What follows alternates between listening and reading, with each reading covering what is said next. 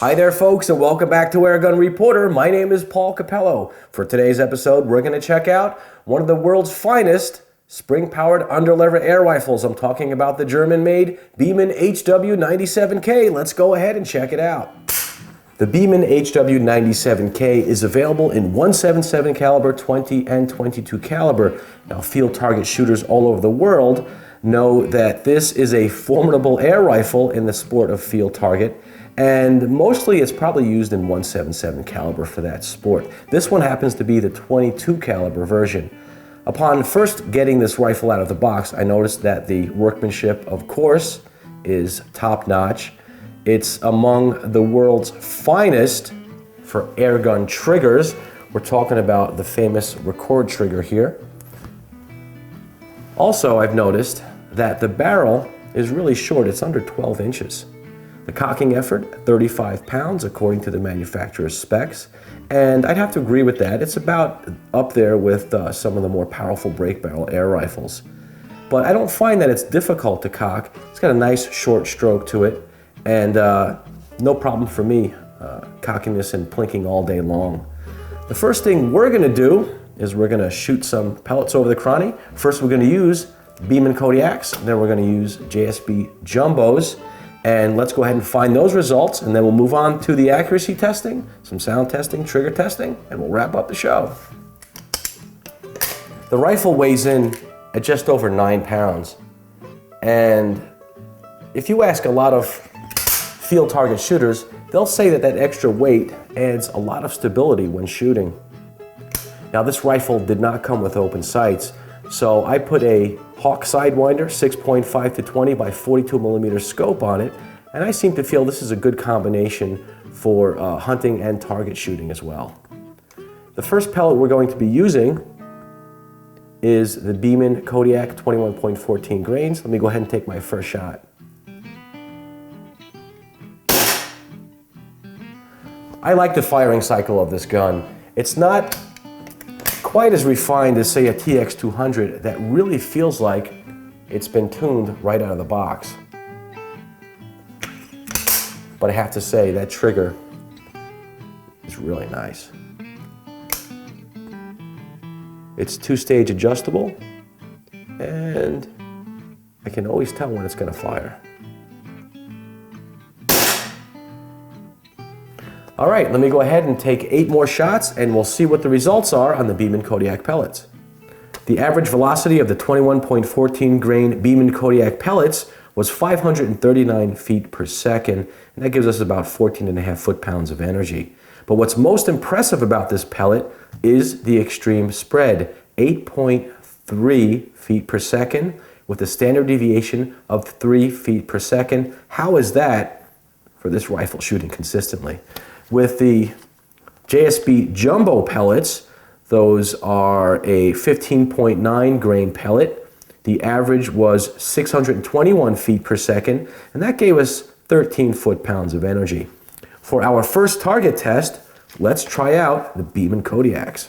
If you look at the front of the lever lockup mechanism here, you'll notice that you have to press a button to release that lever.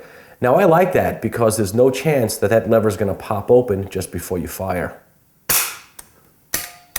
Like I said, our first pellet is going to be the Beeman Kodiak 21.14 grains. Our range is 20 meters, 60 feet. The safety is automatic on the Beeman HW. If you look here, you'll see a stem, cross-bolt safety right there at the end of the compression tube there. When I push it in, on the opposite side, you'll see a red button pop out.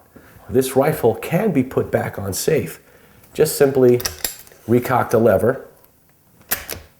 There we go. It is now back on safe.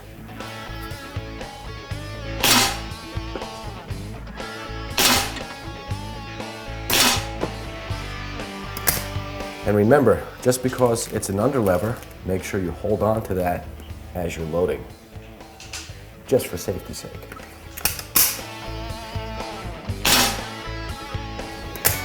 Also, what I like about the Beeman HW97 over the TX200 is the opening for the sliding compression tube is bigger. And it's easier for me to get my fat fingers up inside there.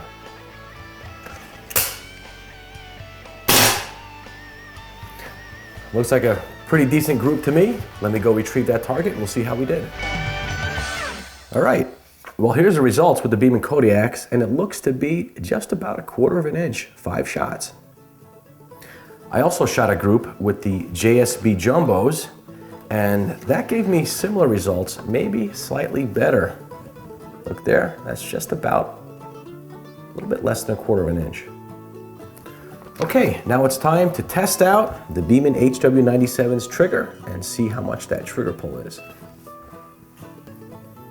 For that, I'll break out my trusty Lyman trigger pull gauge.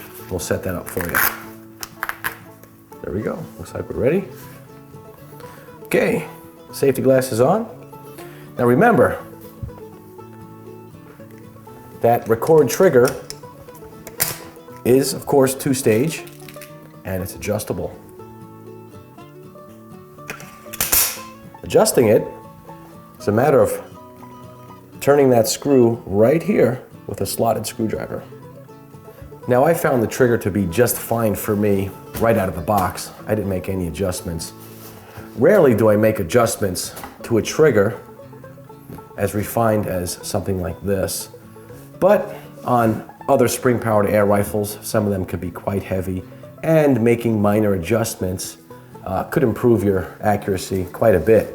Just make sure that you make very slight adjustments to these adjustable triggers. You can make them unsafe, so always follow the instructions. Okay, our first shot, I'll make sure we're safely downrange. Our trigger gauge is ready. Safety's off. Put it in there.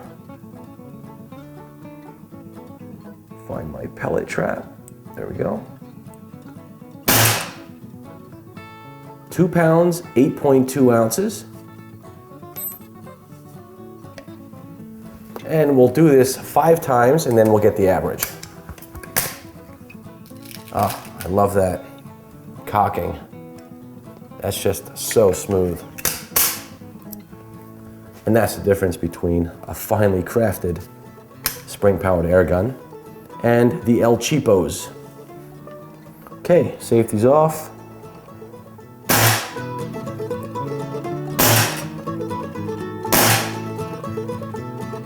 Well, it looks like our average is 2 pounds, 10 ounces, right out of the box.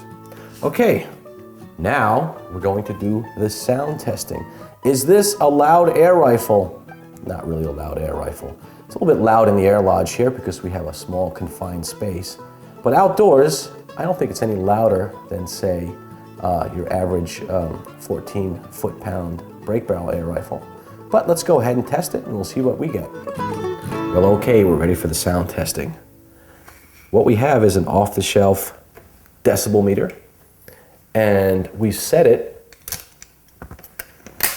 so it only records the loudest decibel reading.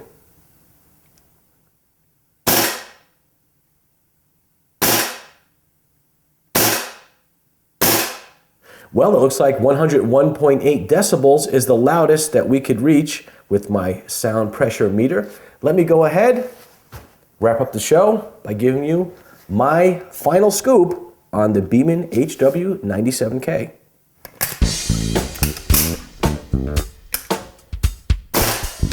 Okay, let me wrap up the show by first commenting on what I don't like about the Beeman HW97K.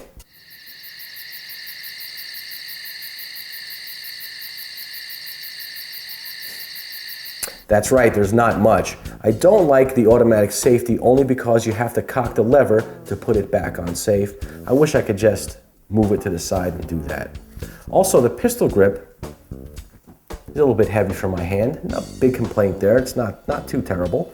I do like the hand-carved checkering on the grip, and the rubber butt pad on the back is a nice touch as well. In .177 caliber, this makes a great field target gun. In 20 and 22 caliber, it's great for plinking and it's great for pest elimination and small game hunting. But most of all, accuracy, accuracy, accuracy, the Beeman HW97K has tons of it. For Airgun Reporter, my name is Paul Capello. Until next time, shoot safe and have fun. Please remember, folks, air guns are not toys. Even the smallest calibers can cause serious injury if not used properly. And you should never, under any circumstance, point an air gun at a person. Parents, if you teach your children to shoot responsibly, they will have a lifetime of airgun enjoyment.